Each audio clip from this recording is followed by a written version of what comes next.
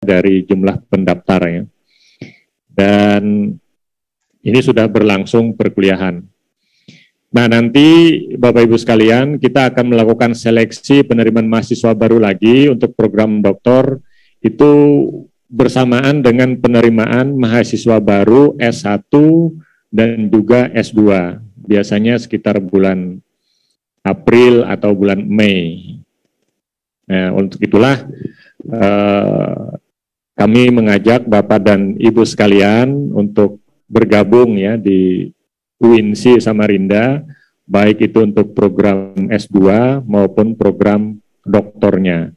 Untuk program S2 itu ada 6 program studi yang sekarang sedang kita jalankan, yaitu komunikasi dan penyiaran Islam, kemudian ekonomi syariah, hukum keluarga, manajemen pendidikan Islam anak usia dini, dan yang terakhir adalah pendidikan agama Islam.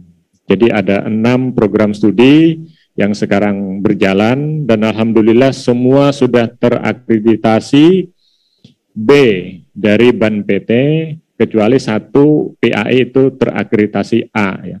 Dan itu luar biasa juga, kita patut syukuri karena PAI S2 itu terakreditasi A sehingga memenuhi persyaratan untuk alih status menjadi UIN.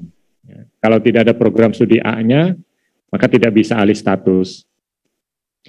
Nah, kemudian sedang juga berproses pembukaan program studi ilmu Al-Quran dan tafsir untuk S2. Dan 1 program doktor yaitu pendidikan agama Islam yang kemarin itu angkatan pertama ya dengan 16 peserta atau 16 mahasiswa. Terus ada pertanyaan, boleh nggak mahasiswa S2 program studi di luar PAI ikut bergabung di PAI misalkan. Nah, dari 16 orang yang sekarang kuliah di tempat kita, itu lulusannya beragam ya. Nah, ada yang memang pendidikan agama Islam, ada yang manajemen pendidikan Islam, ada yang teknik komputer, ada yang pendidikan matematika, dan yang satu itu pendidikan bahasa Inggris. S1, S2-nya pendidikan bahasa Inggris, S3-nya pendidikan agama Islam. Jadi sementara kita masih mengkolaborasikan antara program studi yang beragam di PAI. Tesnya tidak susah ya, tes biasa saja, bahasa Arab, bahasa Inggris, pilihan ganda saja. Nah, kemudian pendidikan agama Islam dan wawancara. Nah, biasanya yang sangat menentukan itu di wawancara ya, terutama berkaitan dengan komitmen. Komitmen itu macam-macam ya, bagaimana komitmen pembiayaan, komitmen keseriusan, komitmen semangat dan lain sebagainya. Nah, itu biasanya yang ditekankan. SPP-nya relatif murah, hanya 8 juta per semester. Untuk S2 5 juta per semester. Itu murah sekali kan, berarti kalau 8 juta per semester, SPP per bulannya hanya 1 juta 200 atau 1 juta 150 ya per bulannya. SPP SMA anak saya 1 juta 200 per bulan. Ya. Saya bilang sama ini dengan SPP S3 ini. Nah, kemudian di tempat kita, salah satu keuntungannya juga Bapak Ibu sekalian, karena di bawah Kementerian Agama, maka perguruan tinggi kita diselenggarakan dengan ikhlas beramal. Untuk S2, itu bayarnya hanya 3 kali. 3 macam pembayaran. Yang pertama, pendaftaran. Itu bayarnya Rp350.000. Daftar di awal. Kemudian SPP 5 juta per semester. Bayar yang ketiga pendaftaran wisuda.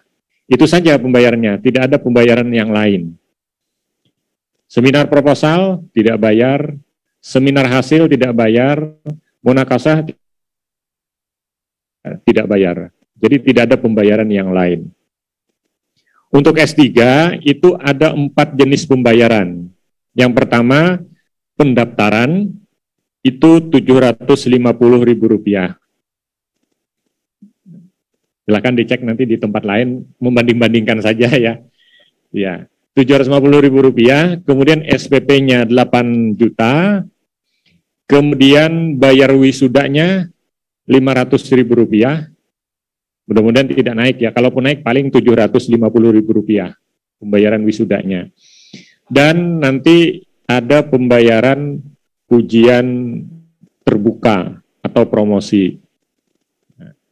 Kenapa ujian promosi ini bayar, Bapak Ibu sekalian? Karena menghadirkan penguji eksternal, penguji dari perguruan tinggi luar, dan lain sebagainya, sehingga ada pembayaran. Pembayarannya pun kita ambil tarif yang paling murah. Nah, karena tujuan kita kan bukan untuk bisnis, tapi untuk pengembangan SDM ya, di wilayah kita, Kalimantan Timur dan Kalimantan Utara dan sekitarnya. Seingat saya, tapi nanti saya cross check lagi, itu tidak sampai 20 juta untuk ujian terbukanya.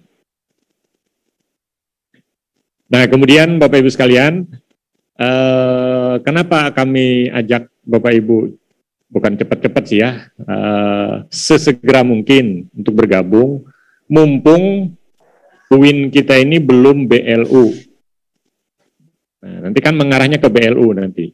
Jadi kita masih normal, jadi belum BLU. Kalau sudah BLU, Bapak Ibu sekalian, kalau bahasa kasarnya itu Pak Anggrek itu lewat saja bayar. Kalau sudah BLU, semua serba bayar. Nanti kalau kuliah kemungkinan yang bayar itu mulai pendaftaran, Bapak Ibu sudah bayar. Nebus map barangkali bayar. Masuk kampus, parkir, boleh jadi bayar. Ngajukan proposal, bayar.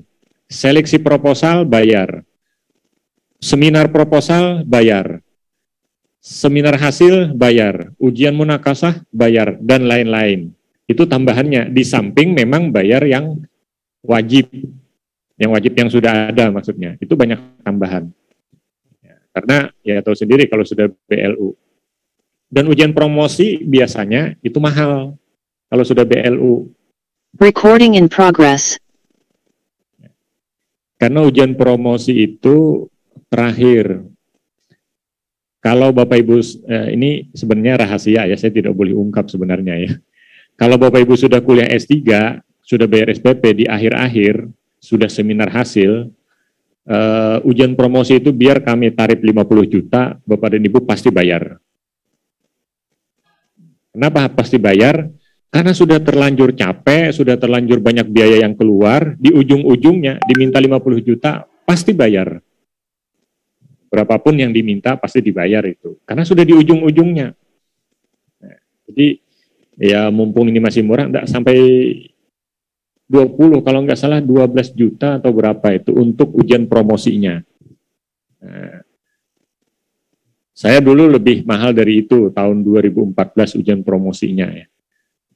Sekarang di 2024 atau 2025 nanti pada saat lulus, ya itu tidak sampai 20 juta pembayarannya. Jadi kita betul-betul untuk menyelenggarakan pendidikan yang ekonomi beramal ya. Sekali di bulan Agustus. Ya. Nah, kemudian Bapak Ibu sekalian, kemarin kebetulan saya terbang waktu mendarat itu toleh kanan, toleh kiri. Nah, banyak sekali hutan kita yang sudah beralih fungsi. Nah, itu menandakan bahwa sumber daya alam kita ini sudah mulai berkurang. Dan yang dikurangi itu adalah sumber daya alam yang habis, yang tidak bisa diperbaharui lagi. Seperti batu bara, itu kan nggak bisa diperbaharui lagi. Artinya untuk membentuk batu bara perlu jutaan tahun barangkali ya, atau ratusan ribu tahun baru terbentuk batu bara, sehingga habis itu. Nah, kalau sumber daya alamnya habis, maka satu-satunya yang bisa kita andalkan adalah sumber daya manusianya. Nah, ditambah lagi Kalimantan Timur ditetapkan sebagai ibu kota negara, nah otomatis provinsi-provinsi di sekitarnya atau satu pulaunya itu pasti akan kena imbasnya. Imbas atau berkahnya. Ya. Nah, berdasarkan informasi ya yang beredar, mungkin semua sudah tahu bahwa tidak semua pegawai, tidak semua karyawan yang sekarang ada di ibu kota mau pindah ke Kalimantan Timur. Tidak semua. Bahkan kalau dipresentasi katanya tidak sampai 50% yang mau pindah ke sini. Termasuk juga Ade dan keluarga mantan pacar saya juga, mereka tidak mau pindah ke sini. Ya. Kan istri saya bilangnya, wah nanti kita kumpul lagi di Kalimantan Timur. Bilang saudara-saudara, sepupu, nggak ada yang mau pindah ke sini. Kenapa? Sudah terlanjur enak di sana. Karena bayangan mereka kan Kalimantan Timur masih sepi, panas, airnya susah, sering banjir, dan lain sebagainya. Biaya hidup mahal, mereka mau pindah. Taruhlah kita bayangkan 50% tidak mau pindah ke Kalimantan Timur, kira-kira yang 50% sisanya itu, siapa yang ngisi? Ya kan tentu orang-orang kita inilah yang mengisi. Nah, di samping itu kita juga tidak ingin ya seperti sejarah misalkan konon katanya orang-orang maaf ya, bukan berarti ini orang-orang Betawi itu tersingkirkan sekarang, padahal mereka penduduk asli ibu kota. Nah, kenapa tersingkirkan? Ya karena itu seleksi alam. Kalau SDM-nya kurang bagus, bahasa kasarnya kan minggir gitu aja. Nah, yang bisa berpartisipasi, yang bisa mengisi itu adalah nanti SDM-nya yang tangguh, SDM yang bagus, SDM yang berkualitas. Nah, oleh sebab itu, untuk menjadi SDM yang berkualitas, ya tentu salah satu jalannya adalah lewat jalur pendidikan. Yakin ke depan bahwa aturan di pemerintahan, di pegawai negeri itu pasti akan semakin meningkat. Kalau dulu zaman saya untuk jadi dosen itu cukup S1 sudah bisa. Saya formasinya dulu S1 Pak Anggere itu masih. Jadi begitu lulus tahun 99, tahun 98, tahun 98 akhir saya tes PNS, alhamdulillah lulus. Itu masih S1. Kemudian berikutnya untuk menjadi dosen itu harus S2. Nah, ke depan untuk menjadi dosen itu boleh jadi harus S3. Sudah ada wacana ke situ. Nah, termasuk juga di birokrasi barangkali untuk jabatan-jabatan tertentu dia harus ada tingkatan pendidikan tertentu. SIM saja kan ada tingkatannya ya. SIM A, SIM B, SIM C, A1 umum dan lain sebagainya. Saya nggak hafal. Begitupun juga nanti persyaratan. Nah, oleh sebab itu ini mumpung ada kesempatan sebenarnya ya, kami ajak Bapak Ibu untuk bergabung, baik itu di S2 maupun di S3. Ini yang beruntung sekali angkatan 2000 ini. Sudah semester 3 mereka kuliahnya full online ya. Nah, jadi yang dari luar kota kalau nggak salah ada yang dari Bulungan sini satu mahasiswa. Nah, sekarang meskipun perkuliahan offline masih diperbolehkan juga online. Berarti sampai semester 3 mereka belum pernah ke kampus. Tapi ke depan ya kita belum tahu apakah masih online ataupun offline.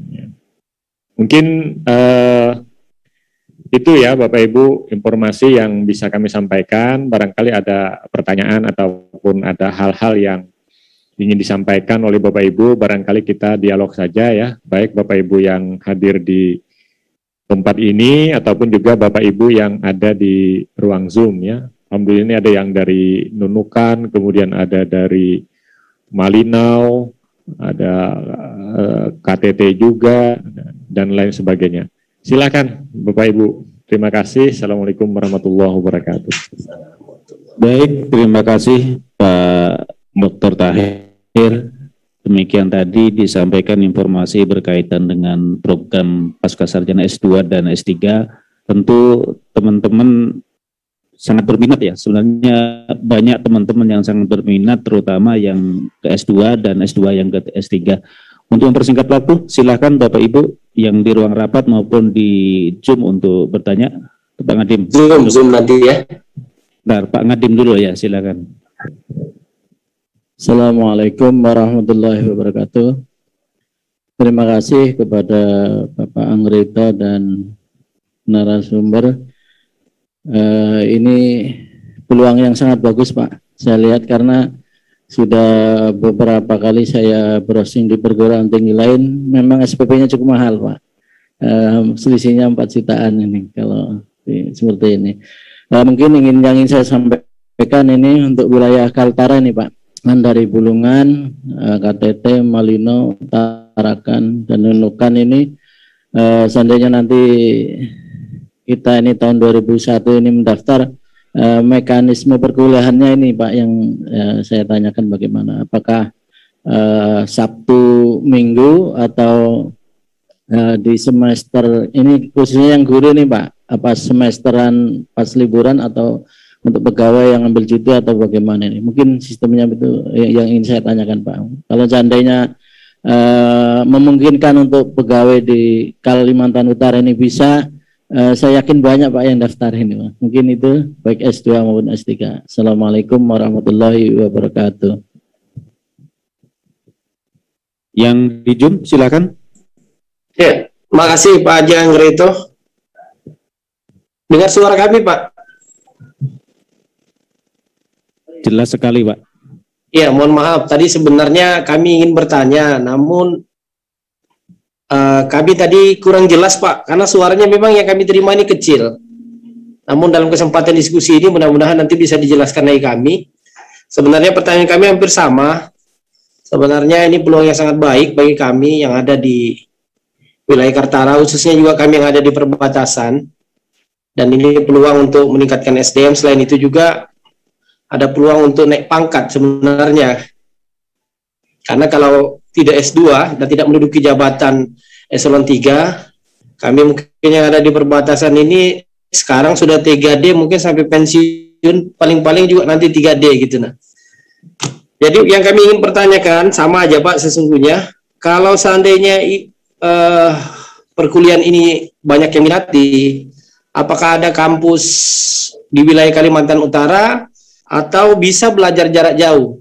Karena kami lihat di daerah lain itu sudah ada yang coba membuka perkuliahan jarak jauh. Jadi mahasiswanya itu tidak perlu harus ke tempat di mana universitas itu berada.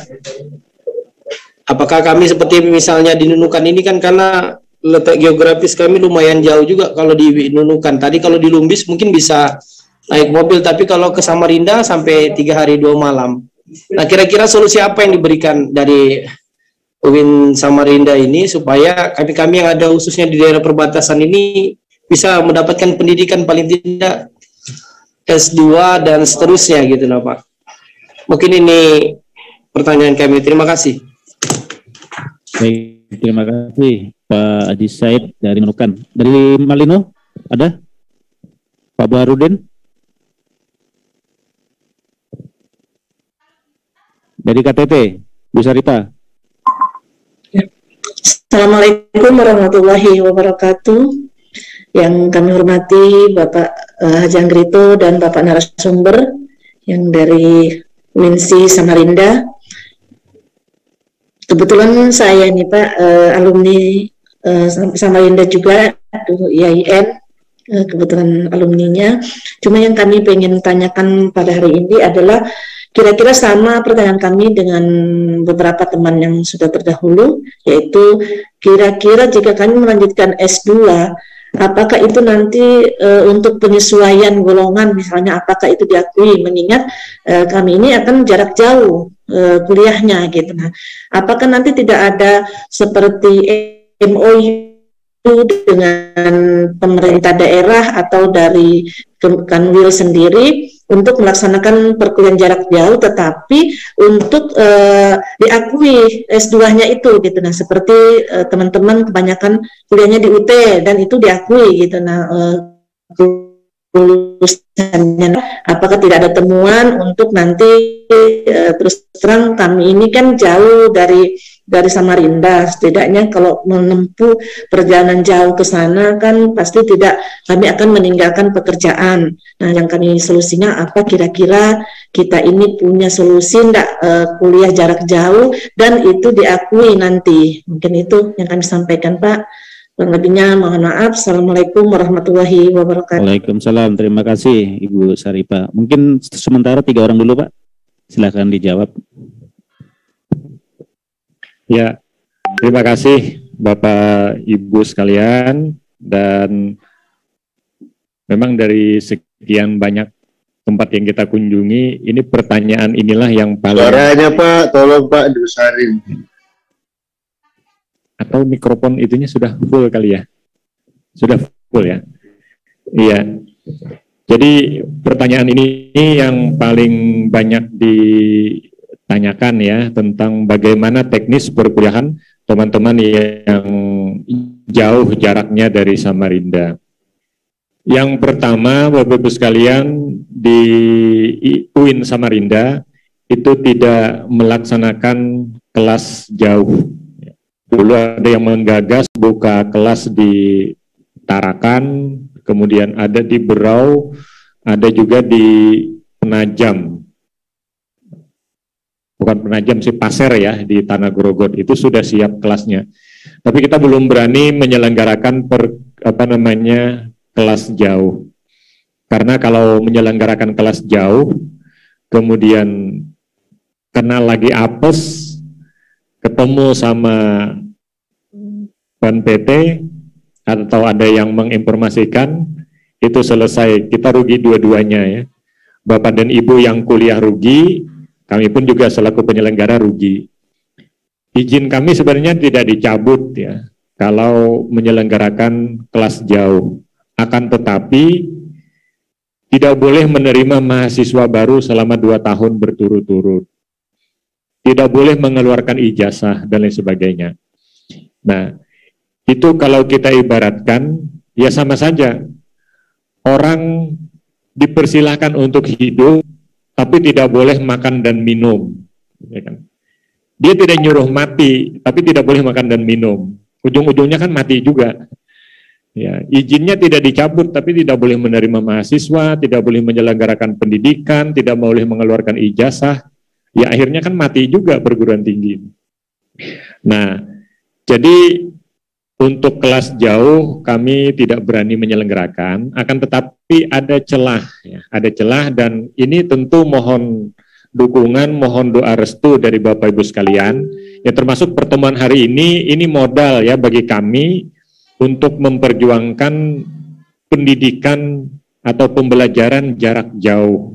Jadi bukan kelas jarak jauh, tapi pembelajaran jarak jauh. Nah, sebenarnya undang-undangnya sudah ada, diperbolehkan menyelenggarakan pendidikan jarak jauh ya. Di beberapa perguruan tinggi ada yang 40% offline, 50% online, atau sebaliknya 40% online, 50% offline. Misalkan taruhlah mahasiswanya 10 orang, 6 orang kuliah di Samarinda secara offline, yang 4 orang kuliah di luar daerah secara online. Itu langkah pertama yang mau kami tempuh. Tapi ini masih menunggu proses Bapak Ibu sekalian, karena proses perangkat dan lain sebagainya ya, termasuk juga perizinannya. Kita ingin menyelenggarakan perkuliahan masalah. Kita lebih baik capek duluan, tapi nanti hasilnya bisa dipertanggungjawabkan. Ya, jadi mohon doa, termasuk perangkatnya. Nanti seperti Zoom ini, salah satu perangkat itu kameranya kan kamera yang ada detektor geraknya, atau saya enggak tahu lah istilahnya apa. Itu harganya kalau enggak salah sekitar 70 juta ya Pak Angger itu ya. Nah, jadi kemanapun dosen gerak itu kameranya ngikut. Nah, jadi yang online itu ya hampir mirip-mirip juga dengan offline-nya. Nah, kemudian mudah-mudahan itu terlaksana. Rapat Senin kemarin, rapat rutin itu saya sampaikan lagi. Saya minta Pak WR1 sama Pak Rektor untuk memperjuangkan ini, karena derasnya aspirasi dari teman-teman di luar daerah untuk bisa difasilitasi perkuliahan jarak jauh. Di Kementerian Agama itu sudah ada satu perguruan tinggi yang menyelenggarakan itu di Cirebon ya. Mereka mendelegasikan sebagai perguruan tinggi Cyber University. Jadi semua berbasis digital, termasuk perkuliahan, pakai LMS dan lain sebagainya. Nah itu jadi percontohan. Nah artinya kan langkah ini nanti insya Allah akan kami tempuh, tapi perlu waktu dan perlu dukungan Bapak Ibu sekalian. Kemudian langkah kedua, kami juga menjajaki adanya satu daerah yang mengusulkan penyelenggaraan perkuliahan khusus. Jadi teman-teman di IAIN Papua itu sedang mengusulkan menyelenggarakan pendidikan khusus ya terlepas dari peraturan yang 60 atau 80 km itu. 65 ya. Nah, di atas 65 km itu tidak boleh. Nah, jadi di Papua sudah menggagas itu dan saya sudah ketemu dengan direkturnya, ketemu juga dengan orang Ban PT, nanti suatu saat andaikan izin penyelenggaraan pendidikan khusus di Papua itu keluar, kita juga mau menempuh jalan itu. Artinya kalau itu bisa, kenapa kita tidak? Secara geografis relatif sama. Jarak antar kabupaten itu jauh, kemudian biayanya mahal, aksesnya juga kurang bagus, dan kesetaraan serta minat untuk peningkatan SDM itu kan sama. Artinya kalau mereka bisa, kita juga harus bisa. Nah ini masih nunggu. Jadi ada dua itu Bapak Ibu yang sedang kami tempuh, tapi ini masih proses. Kalau sekarang masih belum bisa. Nah, jadi kalau ditanya nanti daftar di tahun 2002 awal itu, kita belum bisa memastikan sistem perkuliahannya seperti apa, karena sangat tergantung dengan kondisi pandemi ini. Kalau pandemi masih, maka dipastikan online. Seperti yang sekarang kan kita proyeksikan offline, ternyata udah 3 semester, bahkan ya offline-nya sebentar aja ini ya. Sudah 3 semester online semua. Ya beruntung satu di Nunukan, di Bulungan ini ada satu saya Pak siapa lupa. Pokoknya dia sudah semester 3 masih belum. Ada yang dari Tarakan juga. Kemudian ada yang dari Sulawesi, ada yang dari Banjarmasin, itu kuliahnya online semua. Nah, kalau sampai nanti berakhir, semester 4 kan sudah menggarap tesis, bimbingan bisa online. Jangan-jangan nanti wisudanya aja yang ke Samarinda ya. Nah, cuman untuk ke depan kami belum bisa memastikan ya, tergantung pandemi, dan perkuliahannya yang ada ini hari Jumat, siang sesudah sholat Jumat, makasih, sampai Sabtu. Karena mayoritas mahasiswa yang ada di Samarinda pun masih bekerja. Ada yang guru, ada yang PNS, kemudian ada yang di bank dan lain sebagainya. Sehingga perkuliahannya kami setting di hari Jumat siang sesudah sholat Jumat sampai Sabtu. Sementara itu sistem perkuliahannya. Mungkin itu, yang lain barangkali. Baik, terima kasih Pak tadi penjelasannya. Jadi memang Pak satu kendala kita adalah masalah jarak yang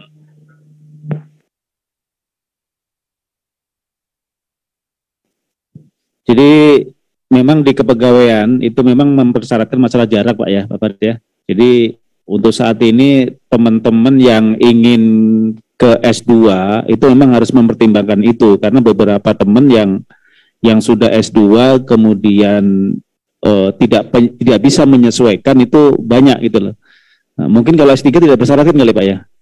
Kalau S3 mungkin tidak berpengaruh terhadap pangkat mungkin ya. Tapi kalau S2 ini berpengaruh terhadap pangkat dari 3D, walaupun pangkatnya walaupun eselon 4 masih bisa ke naik ke 4A.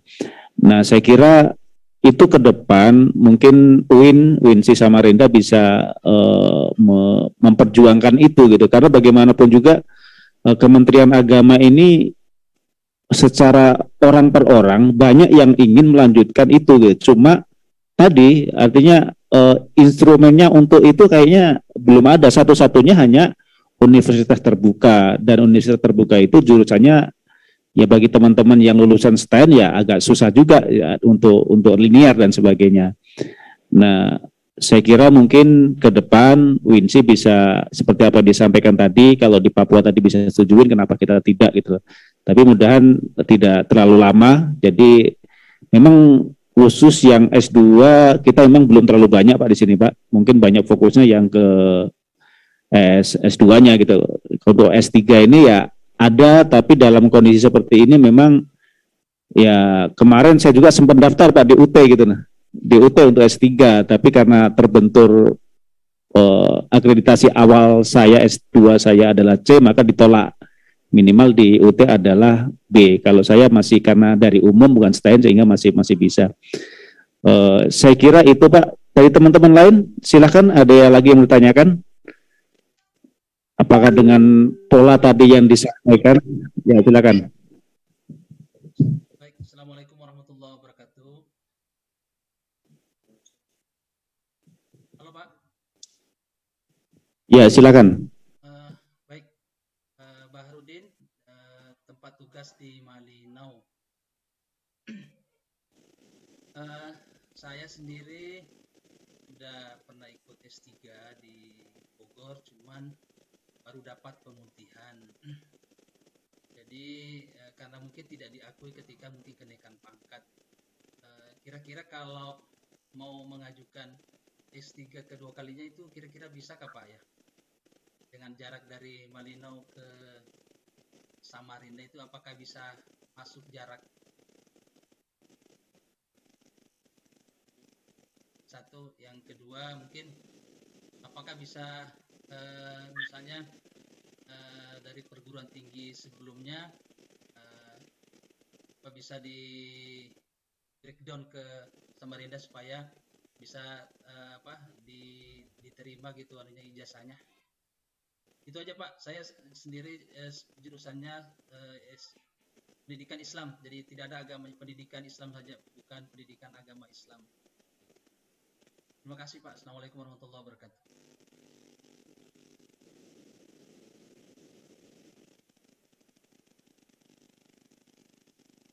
Ya, silakan lagi teman lain. Dari Man Bulungan ada Pak Berin. Dari MTS Bulungan ada Ibu Dahlia. Silakan Ibu.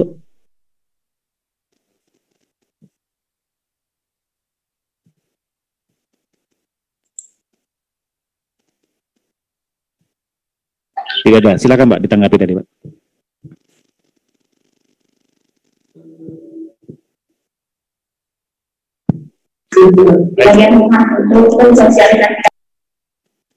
Baik, terima kasih Pak Baharudin dari MTSN Malinau ya. Untuk kalau di peraturan memang sudah terkendala jarak gitu Pak. Jadi tapi itulah tadi yang kita sampaikan, kita sedang memperjuangkan ini bagaimana teman-teman yang di daerah jaraknya jauh itu bisa menempuh pendidikan tanpa meninggalkan tugasnya. Nah itu tadi ada dua cara yang mau kita perjuangkan, yang mudah-mudahan dalam waktu dekat segera bisa terrealisir ya, salah satunya paling tidak ya. Syukur kalau bisa dua-duanya. Nah adapun berkenan dengan ijazah Bapak yang sudah keluar mungkin ya sudah selesai S3-nya, itu kalau sudah lulus, dia sudah tidak bisa lagi dikonversi. Ya, kalau sudah lulus tidak bisa lagi dikonversi, terkecuali kalau dia masih proses, itu pindah namanya ya. Nah, pada saat proses perpindahan itu, tentu ada beberapa persyaratan. Di antara persyaratannya itu adalah perguruan tinggi yang akreditasinya setara. Jadi kalau di sana B, di sini A, nggak bisa. Nah, jadi harus setara. Nah, kemudian yang bisa dikonversi itu adalah nilai yang memang tercatat di Forlab Dikti. Jadi harus ada di sana. Jadi yang mengkonversi itu nanti antar sistem. Ya. Sebenarnya ada yang beda program studi bisa. Ada beberapa mata kuliah yang bisa diakui, dikonversi ya. Tapi itu juga memerlukan proses yang cukup panjang karena yang memproses itu adalah Forlab Dikti. Tapi itu ketat sekali. Kalau dulu zamannya masa ini kuliah 3 semester baru dilaporkan. Jadi selama data itu masih dipegang oleh perguruan tinggi kita, itu masih bisa kita rubah-rubah, masih bisa kita perbaiki, masih bisa kita edit. Tapi sekarang sudah ketat. Begitu berakhir semester langsung dilaporkan ke Forlab Dikti. Dan kalau sudah dilaporkan ke sana, itu tidak bisa diutak-atik lagi. Terkecuali rektor bersurat resmi untuk merubah itu. Kemudian didukung oleh bukti-bukti fisik, baru bisa. Jadi kalau ada nilainya yang ketinggalan, begitu sudah dilaporkan, itu nggak bisa lagi masuk. Dianggap tidak ada nilainya. Dan kasihan ada beberapa teman kita yang ijazahnya itu asli tapi palsu, dianggap palsu. Jadi makanya kita betul-betul mencermati itu, jangan sampai nanti ijazahnya sebenarnya asli ijazahnya tapi oleh sistem dianggap palsu. Misalkan ada transaksi akademik yang kosong, transaksi akademik itu kosong, mahasiswa bayar SPP, daftar ulang, tapi tidak memprogramkan KRS. Berakhir semesteran dilaporkan ke sana, itu transaksi kosong namanya. Jadi ini dianggap oleh sistem bolong. Nah, itu bisa terancam ijazahnya. Nah, maka ini Pak yang betul-betul kita jaga di mahasiswa itu, karena kan apalagi jauh, banyak kerja, itu betul-betul kita pelototi. Memang mengelola di Pasca Sarjana itu luar biasa dinamikanya. Saya satu periode jadi dekan itu relatif agak mudah. Karena yang dihadapi mahasiswa S1, kemudian berjalan normal. Tapi begitu di Pasca Sarjana itu luar biasa. Karena yaitu tadi mengakomodir teman-teman yang jauh, kemudian sibuk, termasuk mau daftar ulang, harus betul-betul dihubungi. Ada yang kosong, kenapa ini kosong ini? Dihubungi dan sebagainya, suruh ngisi. Kalau enggak juga, kita bantu ngisi dan sebagainya. Karena kasihan nanti ijazahnya. Nah, itu baru transaksinya yang kosong. Apalagi kalau memang perizinannya yang mungkin ada bermasalah dan lain sebagainya, ya kasihan nanti mahasiswanya.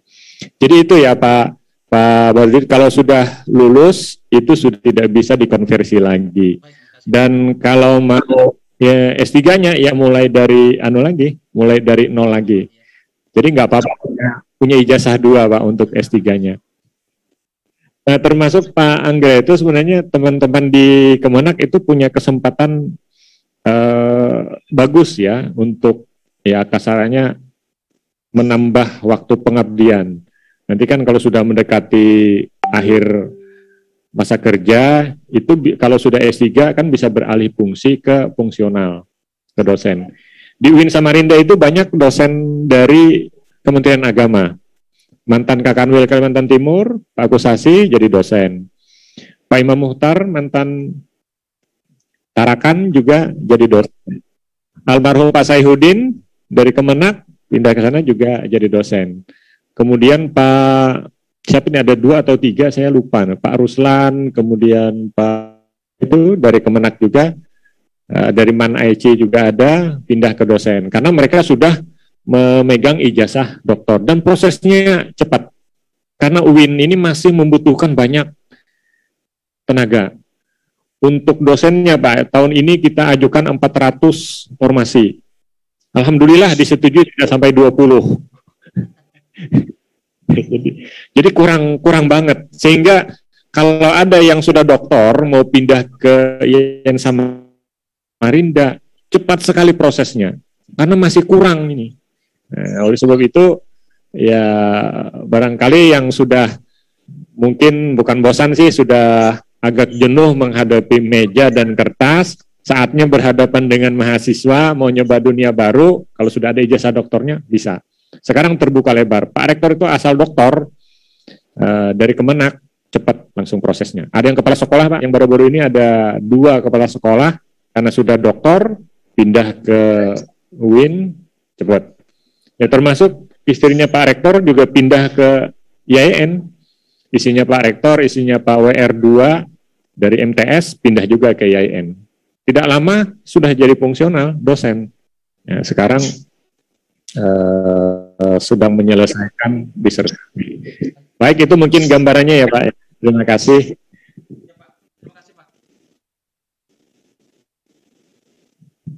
Baik, terima kasih Pak narasumber. Ada lagi Bapak Ibu? Kami ini aja Pak berpesan, mudah-mudahan yang diharapkan dari kami, khususnya yang ada di perbatasan yang jauh ini, mudah-mudahan perkuliahan online itu bisa terlaksana, paling tidak seperti itu. Tentu kalau itu bisa, kami yakin banyak yang akan ikut Pak. Mohon diperjuangkan dari UIN Samarinda mewakili kami yang ada di perbatasan. Ada lagi?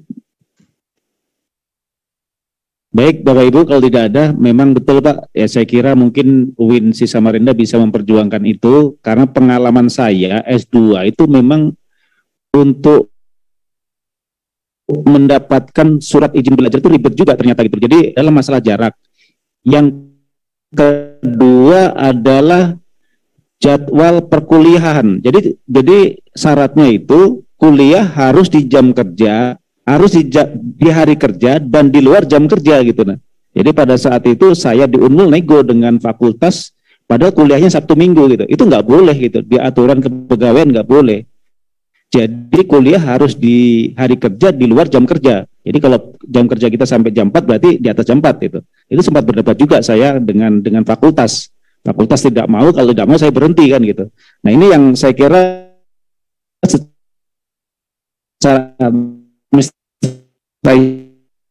juga harus dinegokan, sehingga betul teman-teman yang saat ini kepangkatan itu kondisional ya mungkin ya. Jadi kita belum juga berkaitan dengan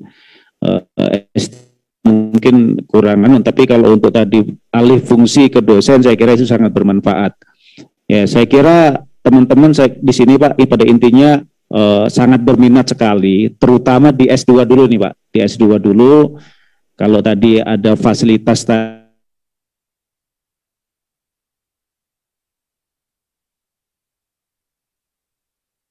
saya kira hari ini banyak yang mendaftar untuk S2-nya gitu.